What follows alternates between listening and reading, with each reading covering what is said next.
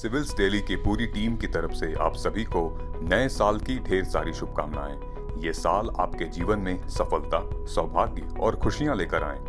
UPSC के इस परीक्षा में आपकी मेहनत को नया मुकाम मिले और आपकी जीत पक्की हो। Happy new year. नमस्कार दोस्तों, उम्मीद है आप सब अच्छे होंगे। सबसे पहले तो नए साल की ढेर सारी शुभकामनाएं आपको और आपके पूरे परिवार को। एक नया साल, एक नई उमंग, एक नई जर्नी, एक नई सोच, एक नया इतिहास आप रचेंगे। होता है कभी कभी कि ये स्वाभाविक है, ये नेचुरल है कि साल जैसे ही शुरू होता है तो हम पुरानी चीज़ें याद करने लगते हैं, पहले क्या किया था, अब क्या कर रहे हैं।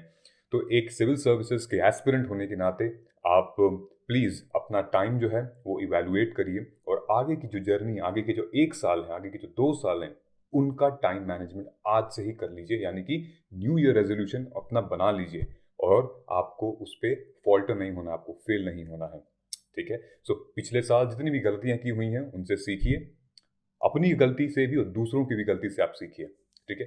तो चलिए आज का पहला लेक्चर हम शुरू करते हैं। 2022 का पहला लेक्चर है ये एथिक्स से रिलेटेड। देखिए कितनी अच्छी बात है कि एथिक्स से रिलेटेड हमने शुरू किया है। अगर आप मुझे सुन पा रहे हैं तो एक बहुत ही शुभ बात है। ठीक है। सो ये एथिक्स का तीसरा लेक्चर है। अगर आपने अभी तक पहला और दूसरा लेक्चर नहीं देखा है सो प्लीज़ उसको जाइए और वॉच कीजिए, क्योंकि ये एक सीरीज में चल रही ये वीडियो है। ये तीसरा लेक्चर है और पहला लेक्चर था हमारा एक बेसिक कंसेप्ट पे, बिलीफ और वैल्यू। दूसरा जो लेक्चर था वो था कि क्यों यूपीएससी ने एथिक्स को हमारे पाठ्यक्रम में, मतलब हमारे सिलेबस में इंट्रोड्यूस किया था। और जो तीसरा आज का लेक्चर है जो होने वाला है वो है क्रक्स ऑफ एवरीथिंग। मतलब कि कोई भी कहानी होती है तो उसको एक समरी में हम जान लेना चाहते हैं।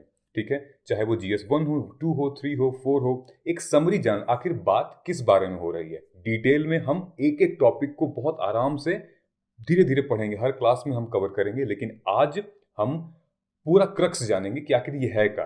ठीक है। तो चलिए चलते हैं, आज की जर्नी हम शुरू करते हैं।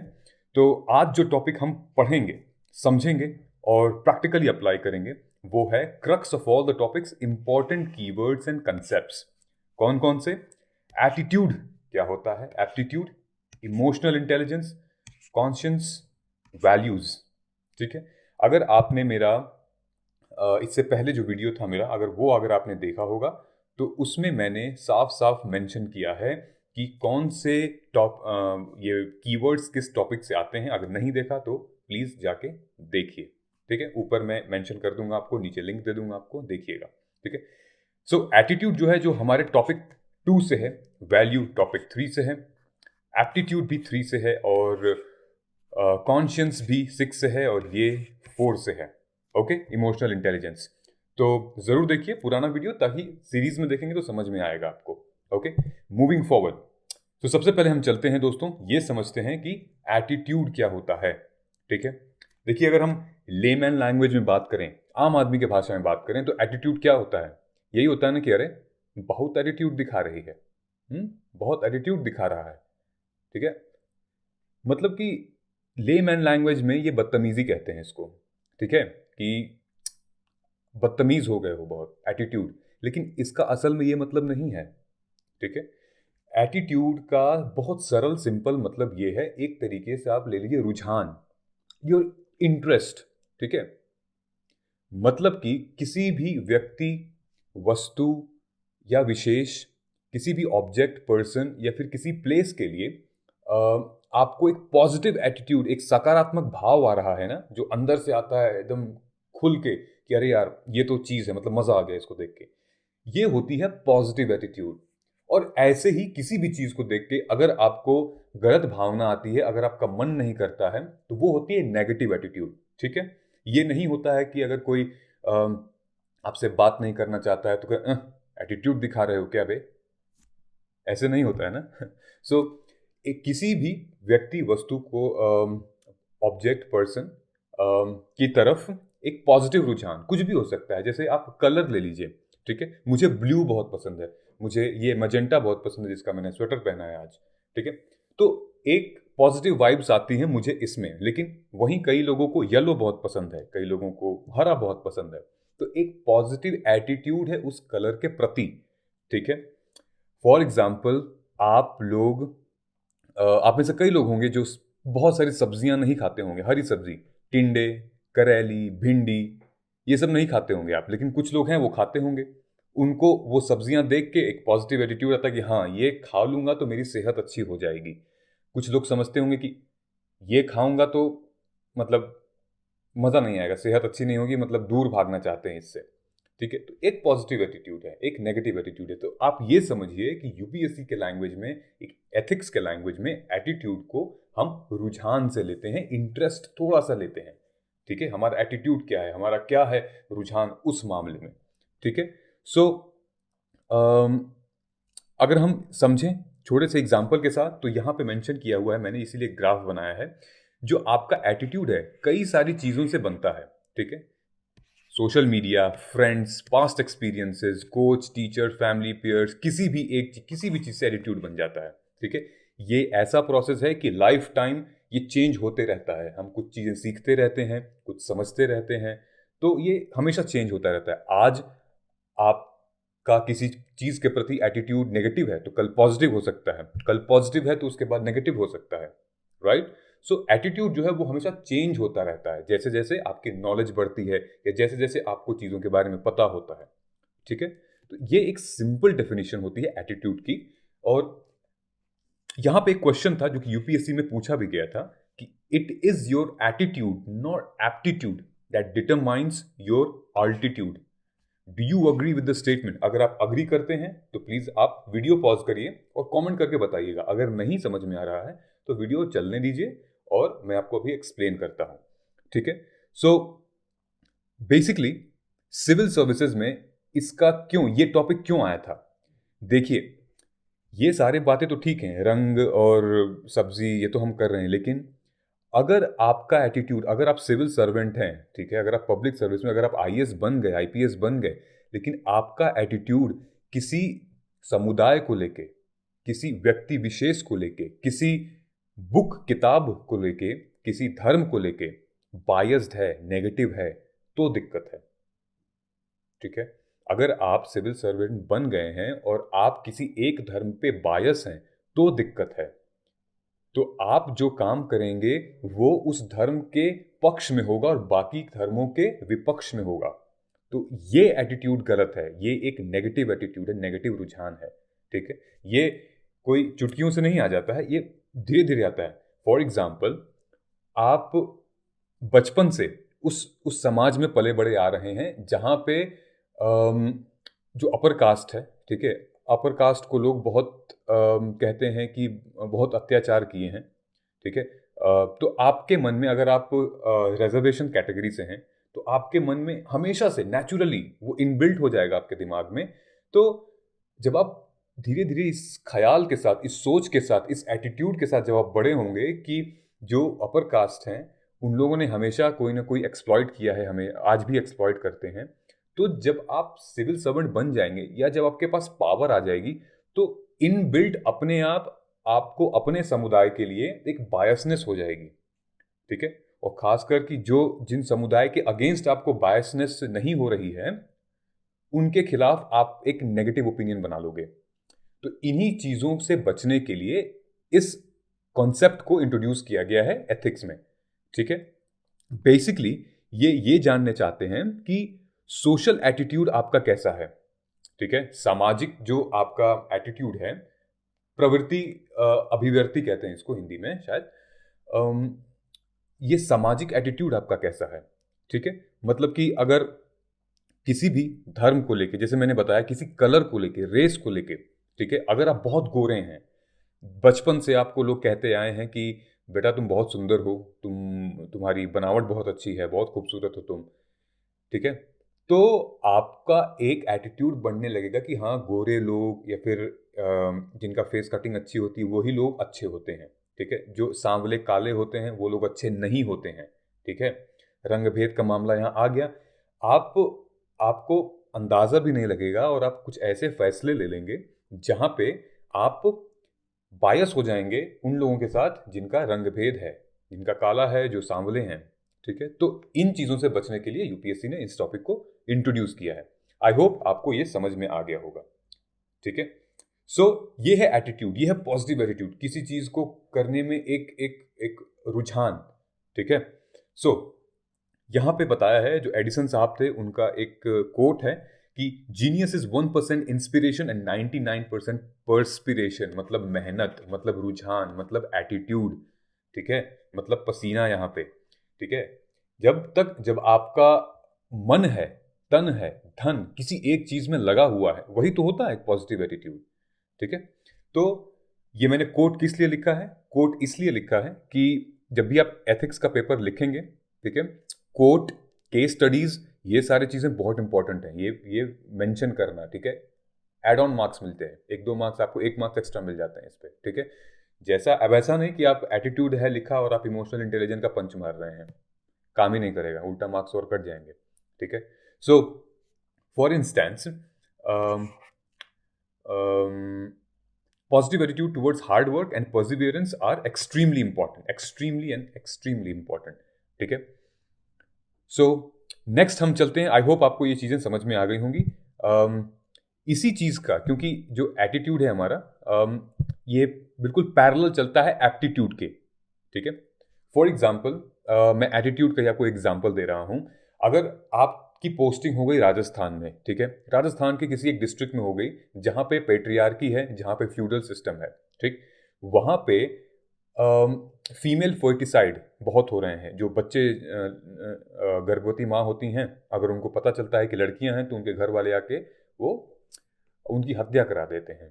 ठीक है। या फिर विमेन से रिलेटेड इश्यूज को वहां पे आप कैसे बढ़ावा देंगे? अगर पेट्रियार्की और फ्यूडल सोसाइटी है, ठीक है, और वहां पे आपको स्टैंड लेना है, तो अगर आप बायस नहीं होंगे, अगर आपका एटीट्यूड एक पॉजिटिव एटीट्यूड होगा वुमेन एम्पावरमेंट की तरफ, तो आप सपोर्ट करेंगे ये against patriarchy, against feudal system, ताकि चीजें चेंज हो।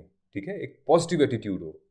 तो अगर आपका एटीट्यूड ही नहीं होगा, तो फिर आप भी सपोर्ट करेंगे पेट्रियार्की, आप भी फ्यूडल सिस्टम सपोर्ट करेंगे, कोई मतलब नहीं रहेगा उसका। राइट। अब आते हैं हम अपने दूसरे कंसेप्ट पे। दूसरा कंसेप्ट हमारा क्या कहता है? एप्टीट्यूड।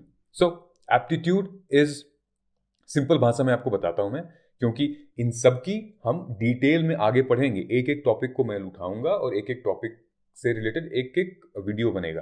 ठीक है, अभी हम क्रक्स बात कर रहे हैं। एप्टीट्यूड का मतलब सिंपल सीधा आप ये समझिए आसान भाषा में कि अभ्यास, प्रैक्टिस। ठीक है, इसको हम प्रतिभा कहते हैं। ठीक है, इंग्लिश में साफ साफ आप ये समझिए कि ये है प्रतिभा।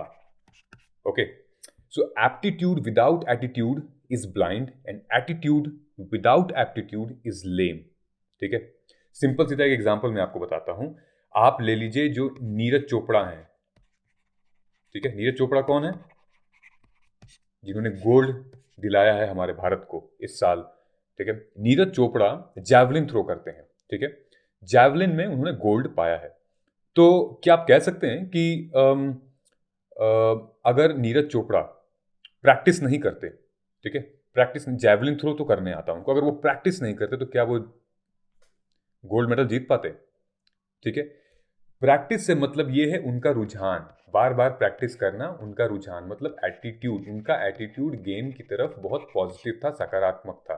ठीक है, दूसरी चीज जो आती है वो है एप्टीट्यूड। एप्टीट्यूड मतलब ये है कि उनको बहुत जल्दी पता चल गया था कि उनको करना क्या, उनको चाहिए क्या, कौन से सेक्टर में उनको अपनी लाइफ इन्वेस्ट करनी है। स्पोर्ट्स, ठीक है, स्पोर्ट्स उनको बहुत पहले पता चल गया था। ठीक है, ये होता है एप्टीट्यूड। प्रतिभा कैसे आती है? ये कुछ बॉर्न टैलेंट होते हैं। ठीक है, आप मानिए या मत मानिए, ऊपर वाले ने सबको अलग अलग बनाया है, एक जैसा नहीं बनाया है। ये बहुत ही कड़वी सच्चाई है। जितना जल्दी आप मान लीजिए उतना ठीक है। हम सबको अलग अलग बनाया है। ठीक है, बॉर्न टैलेंट होता है कुछ कुछ लोगों में, हम सब में है कुछ ना कुछ टैलेंट है, हमें बस देखने की, अपने आप को समझने की जरूरत होती है। और वही नीरज चोपड़ा ने समझा, सचिन तेंदुलकर ने समझा, किरण बेदी ने समझा, कितने आईएएस ऑफिसर हैं, आईपीएस ऑफिसर, उन लोगों ने समझा कि किस लायक हैं वो। ठीक है, एप्टीट्यूड क्या है। ठीक है, ये उनका मतलब होता है, एक बॉर्न टैलेंट से, प्रैक्टिस से, योग्यता से मतलब होता है। ये है एप्टीट्यूड। मतलब कि जिस फील्ड में आप अपना करियर देने वाले हैं उस फील्ड में आप सक्षम हैं, योग्य हैं, थोड़ा सा भी टैलेंट है आपके पास कि आप अचीव कर सकें उसको, ये होता है।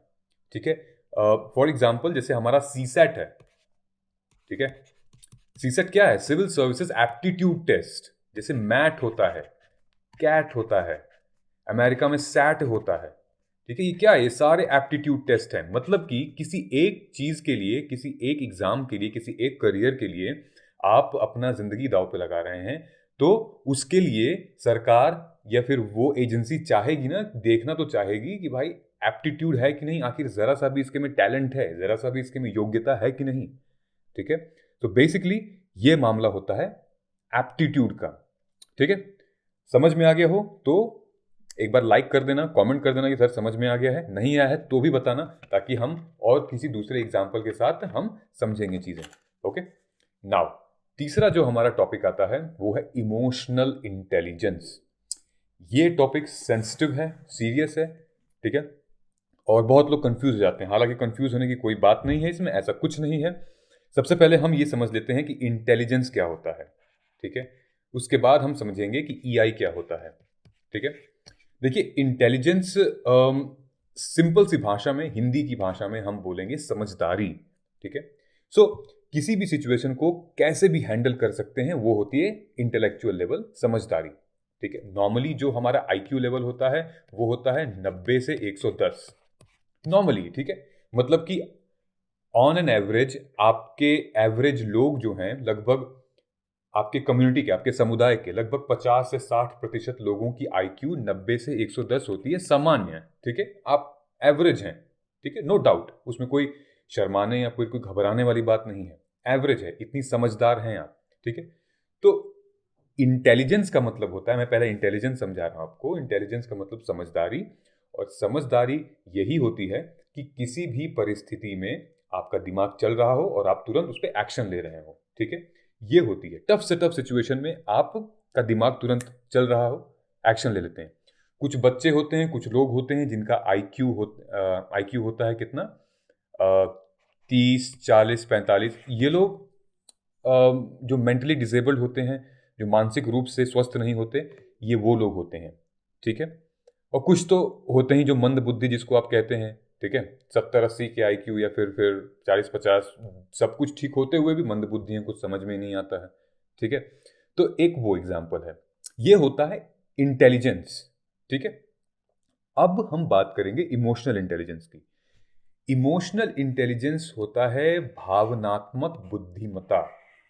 जब हम भावनात्मक बुद्धिमत्ता कहते हैं तो इमोशन से रिलेटेड जो इंटेलिजेंस है, ठीक है, मतलब आप अपने इमोशन को कितना कंट्रोल कर सकते हो, आप अपने एंगर को कितना कंट्रोल कर सकते हो।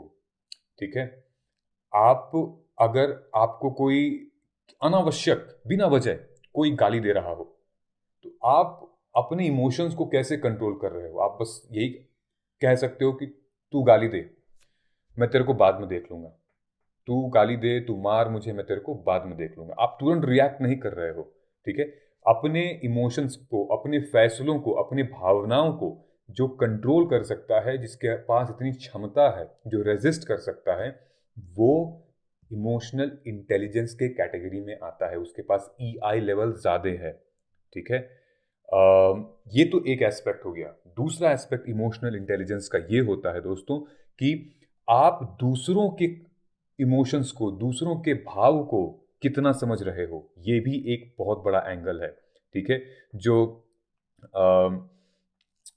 फिर भी जैसे मैंने आपको यहाँ पे मेंशन किया हुआ है, इमोशनल इंटेलिजेंस के improving EI important for civil services due to rising challenges, ये सारी चीज़ें आप पीडीएफ में दे दूंगा, आप डाउनलोड कर लेना। ये एक माइंड मैप है, इसको आप समझ लेना। ठीक है, इसमें कोई ऐसे दिक्कत नहीं है, आप देख सकते हो। लेकिन जो मैं आपको बता रहा हूँ इमोशनल इंटेलिजेंस, वो यही है। ठीक है, फॉर एग्जाम्पल छोटे बच्चे, मैं एग्जाम्पल लेता हूँ छोटे बच्चे का। ठीक है, छोटा बच्चा सब कुछ नहीं खाता, ठीक है, हरी सब्जी नहीं खाता, हम टिंडे की ही बात करते हैं, टिंडा नहीं खाता। अब जो माँ है, माँ कहेगी कि बेटा खा ले, मैं नहीं खाऊंगा, खा ले बेटा प्लीज खा ले, मैं नहीं खाऊंगा, मैंने बोल दिया मैं नहीं खाऊंगा। और माँ भी जिद्दी, ठीक है। माँ ने गेम खेला, माँ ने कहा कि ठीक है, आज के बाद से इस घर में ये नहीं आएगा, आज के बाद से दूध नहीं आएगा, आज के बाद से चॉकलेट नहीं आएगी, और ये सब्जी किसी को नहीं मिलेगी, ये सब्जी जो है वो मैं सब दे दे रही हूँ, तेरे बड़े भाई को दे दे रही हूँ, और वो खाएगा, वो हेल्दी बनेगा, वो स्ट्रांग बनेगा। तो फिर बच्चा कहता है, अरे ऐसे कैसे स्ट्रांग बनेगा, मैं भी खाऊंगा, मुझे दो, मैं भी खाऊंगा। तो बच्चा देता है, बच्चा खा लेता है, वो देती है माँ, बच्चा खा लेता है। उस बच्चे का मतलब गधा बन गया है वो एक तरीके से। जब बड़ा होगा तो पता चलेगा कि हाँ, मेरा ही कटा है इसमें। लेकिन जब किसी के फेवर में चीज़ें हों, मतलब उसके भलाई के लिए अगर आपके उसके भावनाओं के साथ अगर आप खेल रहे हैं, तो वो इमोशनल इंटेलिजेंस आता है। आई होप आप समझ रहे होंगे। मतलब कि आप आपके पास वो क्षमता है, आपके पास वो पावर है, कैपेसिटी है, आपके पास वो टैलेंट है कि आप दूसरों के भावनाओं को आप समझ सकते हैं, उसको मैनिपुलेट भी कर सकते हैं, उसको आप कंट्रोल कर सकते हैं, ठीक है, उसके फेवर में, उसके हक के लिए, उसके हित के लिए। लेकिन आजकल क्या होता है, लोग इसका नाजायज फायदा उठाते हैं, और यही होता है टेररिज्म में, फियर, यही होता है इंसर्जेंसी में, यही होता है नक्सलिज्म में, ठीक है। जितने भी प्रोटेस्ट होते रहते हैं, आइडियोलॉजिकल जो वॉर होते हैं, आइडियोलॉजिकल जो प्रोटेस्ट होते हैं, वो ऐसे ही होते हैं कि लोगों के इमोशंस के साथ खेला जाता है, और वो इमोशंस अंदर काम करती है, उसके बाद फिर फिजिकली आपके हाथ पैरों में वो फिजिकली फिर आप उस पर रिएक्ट करते हैं, ठीक है। सो ये होती है इमोशनल इंटेलिजेंस, ठीक है। हम और भी चीजें समझेंगे। एक मैं आपसे क्वेश्चन पूछना चाहता हूं कि सुपर ईगो क्या होता है, ठीक है। ये आप मुझे बताइएगा, ताकि हम अगले टॉपिक में बात करेंगे। इमोशनल इंटेलिजेंस बहुत बड़ा टॉपिक है, हम डिटेल में बात करेंगे। तो तब तक ढूंढ के रखिएगा सुपर ईगो क्या होता है, आईडी क्या होती है, ठीक है, आईडी वगैरह क्यों होती है। फॉर एग्जाम्पल, आप सिविल सर्वेंट हैं, ठीक है, आपको इतनी सारी रिस्पॉन्सिबिलिटीज़ है, आप आईएएस ऑफिसर्स हैं, आप आईएएस ऑफिसर हैं, आपको कोई डिस्ट्रिक्ट दी गई हो, और आप वहाँ पे बहुत सिचुएशंस हो रही है, फॉर एग्जांपल विमेन ट्रैफिकिंग है, चाइल्ड ट्रैफिकिंग है, ठीक है। तो आपको समझना पड़ेगा, आपको इमोशनली समझना पड़ेगा कि क्या चल रहा है पहले तो इस मार्केट में, और क्या बीत रही है घर वालों पे, ठीक है। ऐसी सिचुएशन, इस टाइम पे सिचुएशन बहुत इंपॉर्टेंट होती है, जिसके घर में जिसके जवान लोग शहीद होते हैं, जो लोग गुजर जाते हैं, उनको उस टाइम पे इमोशनल इंटेलिजेंस बहुत काम आता है, ठीक है। जैसे वो गाना है ना कि तुम इतना क्यों मुस्कुरा रहे हो, क्या गम है जो छुपा रहे हो, ठीक है। तो ये कुछ ऐसे मामले हैं इमोशनल इंटेलिजेंस के, ये वही व्यक्ति समझ सकता है कि जो पढ़ ले नज़रों से अपने सामने वाले के चेहरे को, ठीक है।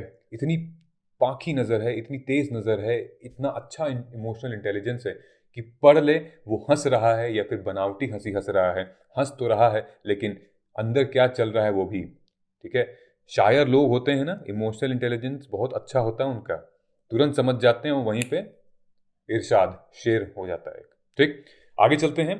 जो हमारा नेक्स्ट टॉपिक है वो है कंसाइंस, ठीक है।